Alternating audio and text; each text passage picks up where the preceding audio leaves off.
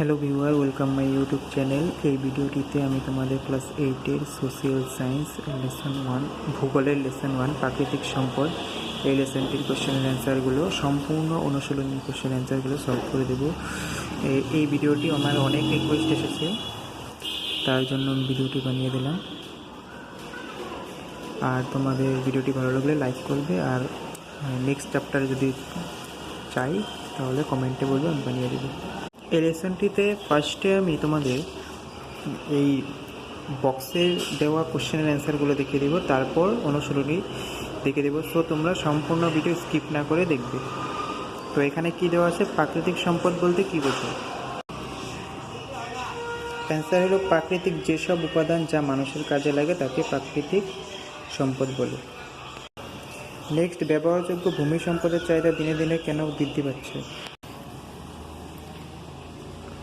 এই অ্যান্সারটি তোমরা এখান থেকে এই অবধি স্ক্রিনশট মেরে নিজের কপিতে বা লিখে নাও, এখান থেকে এই অবধি।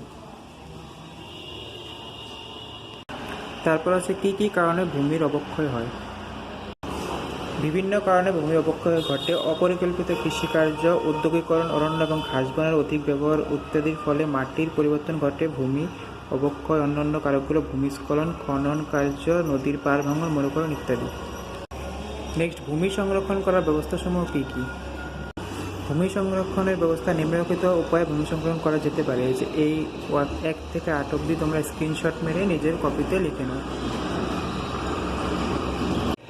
এই অবধি আমি তোমাদের অ্যাডিশনাল কোশ্চেন আজকে দিয়ে দিলাম এই ভিডিওতে। বাকি যদি তোমাদের আরও প্রয়োজন হয় আমাকে কমেন্টে বলবে। এখন আমি অনুশীলনীর কোশ্চেনগুলো করিয়ে দেব। তো অনুশীলনী নাম্বার 1-এর ক নাম্বার, মাটির চাহিদা ক্রমশ বৃদ্ধি পাওয়ার যে কোনো দুটো কারণ উল্লেখ করো। নাম্বার 1 জনসংখ্যার বৃদ্ধি, নাম্বার 2 অর্থনৈতিক প্রতিযোগিতা। নাম্বার 4 কোনো এক স্থানে জনবসতি ঘন হওয়ার কারণ উল্লেখ করো। প্রাকৃতিকভাবে সুবিধাজনক স্থানে মানুষ জীবনযাপন আরম্ভ করে এবং সেই মানুষদের কাছে ধীরে ধীরে অন্য মানুষ আগমন ঘটে। সাধারণত নদী উপত্যকা অঞ্চলে জনবসতি ঘন। এর কারণগুলো হলো এই স্থানে কিছু সুবিধা পাওয়া যায়, যেমন কৃষিকার্য ও বসবাস উপযোগী। সমতল হওয়ার জন্য যাতায়াতের সুবিধা আছে। যাতায়াতের সুবিধা থাকার জন্য বাণিজ্য প্রসার লাভ করে। সমতল অঞ্চলে পরিবহন ব্যবস্থা অতি উন্নত।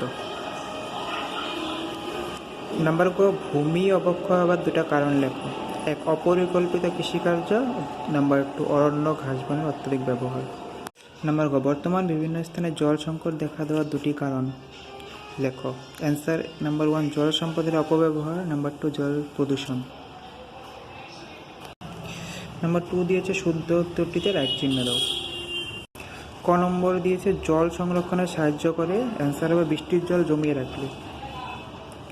নাম্বার খ বিশুদ্ধ জল পাওয়ার জন্য জলের উৎস প্রদূষণ রাখা উচিত। কোনটি শক্তি সংরক্ষণে সাহায্য করে না? অ্যান্সার হবে জীবাশ্ম ইন্ধন ব্যবহার অধিক হলে।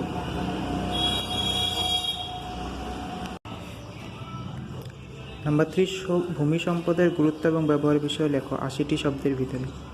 অ্যান্সার পৃথিবীর উপরিভাগে প্রায় 29% ভূমিভাগ। এই ভূমির জীবজগতের আধার। মানুষের অন্ন, বস্ত্র, বাসস্থান, ইন্ধনের মূল হচ্ছে ভূমি সম্পদ। ভূমির উপর ভিত্তি করে কৃষিকার্য, শিল্প, যাতায়াত, যোগাযোগ ইত্যাদি গড়ে উঠেছে। মানুষের সভ্যতা, সংস্কৃতি, অর্থনীতি ইত্যাদির ক্ষেত্রে ভূমি বা মাটির ভূমি সর্বাধিক। সাধারণত কৃষিকার্য, উদ্যোগ, খনিজ সম্পদ আহরণ, বানানীকরণ, ঘরবাড়ি, রাস্তাঘাট নির্মাণ, ভূমি ব্যবহার করা, কোনো স্থানের অবস্থান, জলবায়ু ধরন, মাটির গুণাগুণ, শ্রেণী, জলের উৎস, বনজ, খনিজ সম্পদ ইত্যাদি স্থিতি ছাড়াও অনেক প্রাকৃতিক কারণের উপর নির্ভর করে জমির ব্যবহার কাজে উপযুক্ত ভূমি সংরক্ষণ প্রয়োজন। নাম্বার 5 বনজ সম্পদ এবং জলজ সম্পদ ব্যবহারের ক্ষেত্রে কী ধরনের ভূমিকা নেওয়া উচিত? এটির অ্যান্সার তোমরা স্ক্রিনশট মেরে নিজের কপিতে লিখে নাও, এখান থেকে এই অবধি।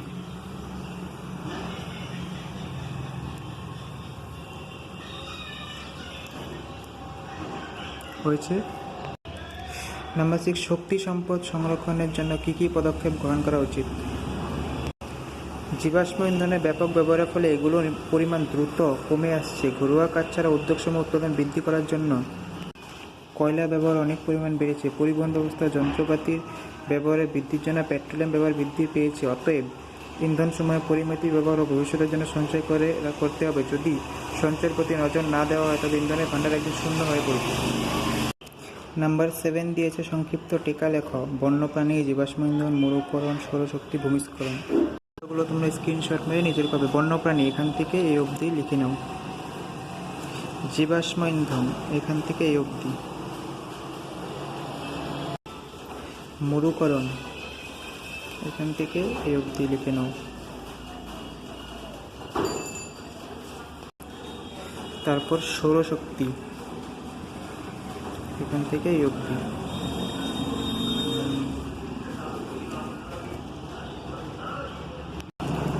তারপর ভূমিস্খলন এখান থেকে এই অবধি নিজের কপিতে নোট করে নাও স্ক্রিনশট মেরে।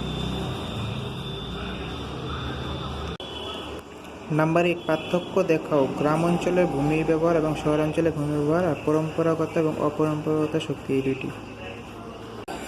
গ্রামাঞ্চল ভূমির ব্যবহার, শহরাঞ্চলে। গ্রামাঞ্চলে একজন কৃষকের জন্য ভূমি মাটি বেঁচে থাকা সম্ভব। শহরাঞ্চলে মাটি সীমিত, কাজে মাটির উপর বিশেষ নির্ভরশীল। নাম্বার 2 গ্রামাঞ্চলের মানুষ সাধারণত কৃষিজীবী, শহরাঞ্চলের মানুষ চাকুরিজীবীর উপর নির্ভর করে জন্য এদের জমির পরিমাণ কম। গ্রামাঞ্চলে অনেক বন, ঘাস, বন, ডোবা, গোচরণ ভূমি ইত্যাদিকে কৃষিভূমিতে রূপান্তরিত করে। শহরাঞ্চলের লোকেরা বন, ঘাস, ডোবা, গোচরণ ভূমিকম্প ইত্যাদিকে গৃহ নির্মাণ করে।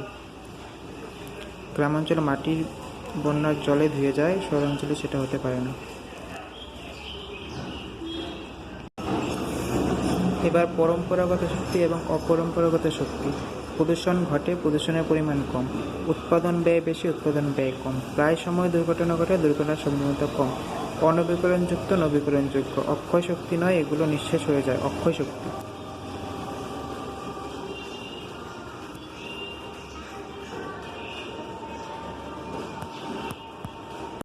নাম্বার 9 তোমাদের আশেপাশে থাকা বনজ সম্পদের সংরক্ষণ এবং বৃদ্ধির জন্য কী কী উপায় নেওয়া উল্লেখযোগ্য। এটা যদি তোমরা নিজের মতো করে বানিয়ে লিখতে পারো তো লিখে নেবে, নয়তো আমারটি দেখে নাও। যে বনজ সম্পদসমূহের সংরক্ষণ বৃদ্ধির জন্য নিম্নলিখিত উপায়সমূহ অবলম্বন করা যেতে পারে। মানুষের বসতির নিকটবর্তী বনাঞ্চল পশুর খাদ্য আহরণ বন্ধ করা উচিত। প্রতি বছর দাবানল প্রচুর পরিমাণে বনাঞ্চল ধ্বংস করে, কাজেই বন বিভাগের কর্মচারীর প্রতিনিধিত্বের ব্যাপারে সচেতন থাকতে হবে।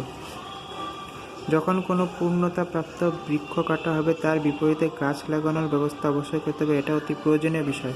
বনাঞ্চল বৃদ্ধির জন্য বনাঞ্চল নিকটবর্তী অঞ্চলে বসবাসকারী লোকদের মধ্যে বন ও পরিবেশ সম্পর্কে বিশেষ সজাগ করতে হবে। বনাঞ্চল সংরক্ষণ বিশেষ করা আইনের ব্যবস্থা অবলম্বন করতে হবে এবং আইন ভঙ্গকারী ব্যক্তিকে প্রয়োজন মতো শাস্তি প্রদান করতে হবে।